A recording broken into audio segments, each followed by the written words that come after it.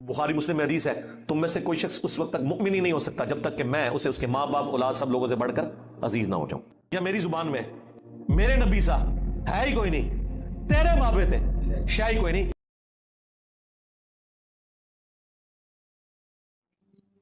اللہ کو آپ نے جان نہیں دینی، اللہ سے ڈر جائیں. اس قسم کے جھوٹے الزامات اس شخص کے اوپر جس نے یو این او کے اندر بہترین تقریر کی، لا الہ الا اللہ کا نعرہ بلند کیا، اس شخص کے اوپر جس نے اسلامو فوبیا کے خلاف پوری دنیا کے اندر اتنی طاقتور آواز اٹھائی کہ کبھی کسی مسلمان حکمران نے نہیں اٹھائی، اور اس کا رزلٹ یہ نکلا کہ 15 مارچ ہر سال جو ہے اسلامو فوبیا کے حوالے سے ایک دن قرار دے دیا گیا. اس شخص کے اوپر جس نے 8 سے 10 سال پہلے انڈیا میں ایک کانفرنس میں شریک ہونے سے صرف اس لیے انکار کر دیا کہ وہاں پہ سلمان رشدی آیا ہوا ہے اور وہ گستاخ رسول ہے، میں ایسے فورم سے خطاب نہیں کروں گا. اب اس شخص کو بھی اپنے عشق رسول کا سرٹیفکیٹ ان جاہل مولویوں سے لینا پڑے گا، ان جاہل پولیٹیشین سے لینا پڑے گا، ان جاہل ان پٹھوں سے لینا پڑے گا جو چند اداروں کے اعلی کار بنے ہوئے ہیں. شرم کریں، آپ پہ بھی کل کو برا وقت آ سکتا ہے. اور یہ جملے اس شخص کے ہیں جو سب سے بڑا کرٹک ہے عمران خان صاحب کا. ان کے بیانیے کو سپورٹ کرتا ہے، لیکن جو وہ ریڈ لائن اداروں کے حوالے سے کراس کرتے ہیں اسے ہمیشہ کنڈیم کرتا ہے. بلکہ ان کا جو اب بیانیہ ہے، ہمارا تو اس وقت بیانیہ تھا جب وہ خود اداروں کی گود میں بیٹھے ہوئے تھے. میں اس وقت بھی کہتا تھا آپ اعلی کار نہ بنے، کل کو یہ آپ کے گھاٹے فٹ ہوں گے. تو اگر ایسا شخص یہ بات کر رہا ہے تو خدا کے لیے اللہ سے ڈرے. ایسے مسلمان کے اوپر، ایسے مسلمانوں کے لیڈر کے اوپر آپ اس طریقے سے الزامات لگا کے ان کی لائف کو ونریبل کرنا چاہ رہے ہیں. تو اس کانٹیکسٹ میں عمران خان صاحب نے کوئی غلط بات نہیں کی. آپ کو پتا ہے کہ میں کتنا سخت کرٹک ہوں ان کا، اچھی باتوں میں سپورٹ بھی کرتا ہوں، لیکن اس کے باوجود میں کہوں گا کہ یہ کوئی بات نہیں تھی کہ آپ ان کے خلاف ٹرینڈ چلانے شروع کر دیں اپنے پولیٹیکل گینز کی خاطر، صرف اس وجہ سے کہ اس وقت آپ کو کوئی مذہبی کارڈ چاہیے کہ آپ ایک پاپولر لیڈر کو اس طریقے سے عوام کے ہتھے چڑھا دیں کہ وہ کوئی ایکٹیویٹی پرفارم کرتے ہیں. اس حوالے سے ہمارا تو بالکل کلیئر کٹ سٹانس ہے. باقی عمران خان صاحب نے جو بیانیہ اس وقت اپنایا ہے، جس میں اب وہ اللہ کا شکر ہے کہ تھوڑا بہت بیک فٹ پہ گئے ہیں، انہوں نے شہباز گل صاحب کی جو سٹیٹمنٹ ہے اس سے انہوں نے خود ایکسپٹ کر لیا ہے کہ ایک ریڈ لائن کو کراس کیا گیا، اور وہ ریڈ لائن کوئی فوج کے حوالے سے نہیں ہے، پاکستان کے آئین کے حوالے سے ہے.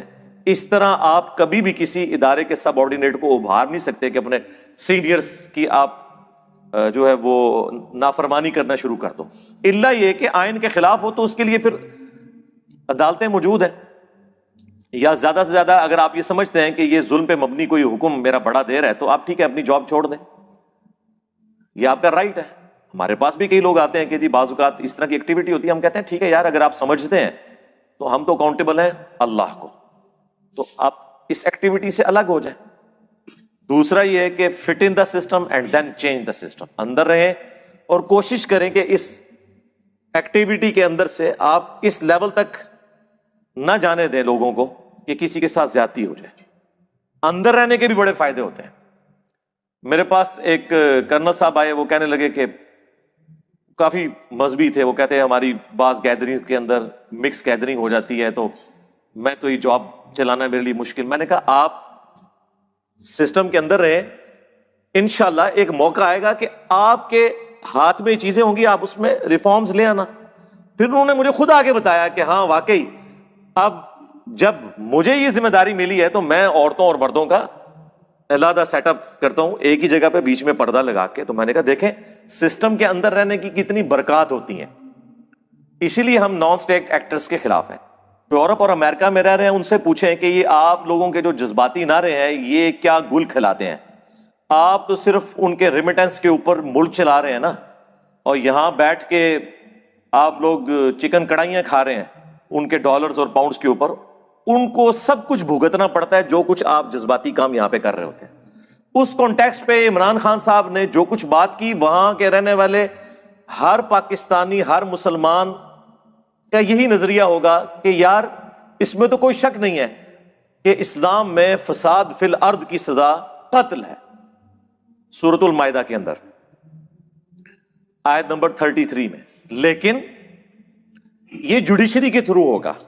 اگر ہر کوئی قانون اپنے ہاتھ میں لے گا تو پھر تو آپ کو پتا ہے یہاں تو مسلمانوں میں ایک فرقہ دوسرے فرقے کو گستاخ رسول سمجھتا ہے. تو پھر کیا اس کا رزلٹ نکلے گا اگر ہر کوئی یہ خود ڈیسائیڈ کرنا شروع کر دے گا؟ تو یہ جوڈیشری کا کام ہے. اور اگر آپ یہ پلی لیں کہ اس وقت یورپ اور امریکہ اس ملعون کو سپورٹ کر رہا ہے تو میرے بھائی ٹھیک ہے، پھر آپ اپنے پاؤں پر کھڑے ہوں، سپر پاور بنے. دیکھیں امریکہ کو اگر کوئی بندہ مطلوب ہوتا ہے وہ دنیا کے کسی ملک میں بھی ہو وہ اسے حاصل کر لیتے ہیں نا کہ یہ مجرم ہے ہمارا. کاش آج ہم بھی اتنے مضبوط ہوتے ہیں تو ہم امریکہ اور یورپ سے ڈیمانڈ کرتے کہ اس خبیث کو ہمارے حوالے کریں، ہم کورٹ میں کیس چلائیں گے اس کے خلاف جو اس نے فساد فی الارض مچایا ہوا ہے. اور اگر ایسا نہیں ہے تو اس قسم کی ایکٹیویٹیز سے اسلام کو یا مسلمانوں کو نقصان ضرور ہوتا ہے، فائدہ کوئی نہیں ہوتا. ایک منفی پروپیگنڈا شروع کر دیتے ہیں اور اس کے لیے ایندھن ہم لوگ پرووائڈ کر رہے ہوتے ہیں. اور پھر عمران خان صاحب نے تو آ کے آپ دیکھیں کہ پاکستان کا 75 سالہ پرانا مسئلہ ہی حل کر دیا ہے. میرے خیال ہے اب تو کوئی نہیں بچا جسے یہ بات نہ پتہ چل گئی ہو کہ پاکستان میں کس کا کام کون سا ہے. تو یہ ہم کریڈٹ دیتے ہیں عمران خان صاحب کو. باقی وہ جو ریڈ لائن کراس کرتے ہیں وہ بالکل غلط ہے، وہ بالکل نہیں ہونی چاہیے. میں نے تو آپ کو بہت پہلے یہ بات کی ہوئی ہے. دیکھیں ابھی تک میں نے جتنی باتیں کی ہیں ایک ایک کر کے ٹھیک ہو رہی ہے کہ جب وہ کسی کو نکالتے ہیں نا تو پھر فوراً جو الیکشن ہے اس میں اس کو نہیں لے کے آتے، اگلی دفعہ بے شک لے آئیں، کیونکہ ظاہر ہے کہ دونوں طرف لوہا گرم ہوتا ہے. تو اگر یہ آپ طریقہ اڈاپٹ کریں گے تو شاید اگلی دفعہ بھی آپ کا نمبر نہ لگے.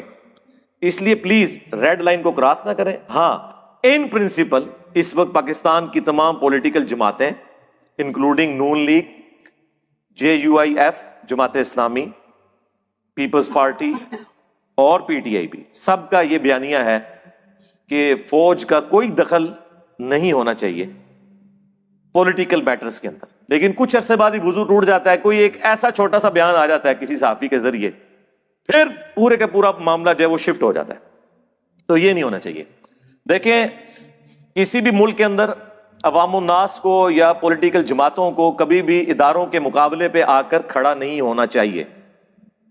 اور اس میں مجرم صرف پولیٹیکل جماعتیں نہیں ہوتی بلکہ بڑے مجرم وہ ریاستی ادارے ہوتے ہیں کہ وہ اس طرح کی ایکٹیویٹیز پرفارم کرتے ہیں کہ عوام اور پولیٹیکل لیڈرز ان کے خلاف ہو جاتے ہیں. پھر ظاہر ہے جب وہ خلاف ہوتے ہیں تو وہ پھر بعض اوقات ریڈ لائن بھی کراس کر دیتے ہیں. تو یہ دونوں طرف سے دیکھنے کی چیز ہے اور میرا خیال ہے انہیں بھی اب وقت کے ساتھ یہ چیزیں سمجھ آ رہی ہیں.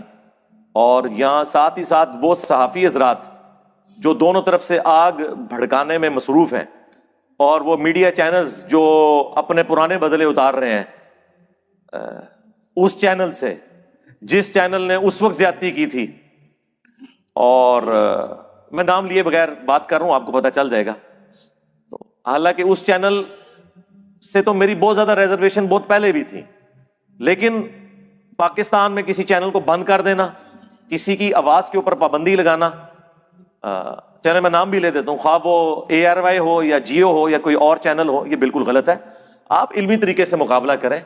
اگر کوئی نیگیٹو پروپیگنڈا کر رہا ہے آپ عدلیہ کے تھرو نوٹس بھیجیں، ثابت کریں اور جو قانوناً سزا بنتی ہے نا وہ آپ دیں. یہ نہیں ہے کہ کسی ایک صحافی کے ایک جملے سے کسی ادارے کی پالیسی پہ اتنا بڑا فرق پڑ گیا ہے کہ پتہ نہیں کوئی آگ لگ گئی ہے. اس طرح نہیں ہونا چاہیے. آپ دیکھیں یار، ہمیں دیکھیں، ہم اکیلے ہیں اس پلیٹ فارم کے اعتبار سے، ویسے تو لاکھوں لوگ اللہ کی فضل سے اٹیچ ہیں. سارے مولوی مل کے قتل کے فتوے جاری کر رہے ہوتے ہیں، کوئی فرق پڑا ہے؟ کبھی کسی سے ایک رتی برابر بھی بھیک مانگی ہے؟ نہیں. آگے للکارتے ہیں آج ابھی میدان میں. ٹھیک ہے، تو جو اتنا بڑا ادارہ ہے وہ کیوں پریشان ہو جاتا ہے کسی کے ایک بیان سے؟ ان کو بھی چاہیے کہ ٹھیک ہے علمی طریقے سے آ کے جواب دیں کہ ہاں یہ چیز.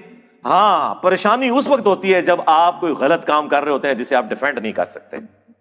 ہمیں پتا ہے کہ ہم جو کر رہے ہیں قرآن و سنت کی روشنی میں بالکل 24 کیرٹ سونا ہے.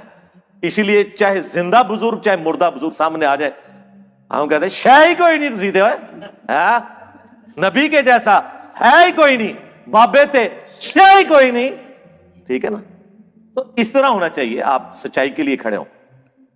صلو علی محمد وآل محمد، اللہم صلی علی محمد وعلی آل محمد واصحاب محمد وازواج محمد اجمعین الی یوم الدین۔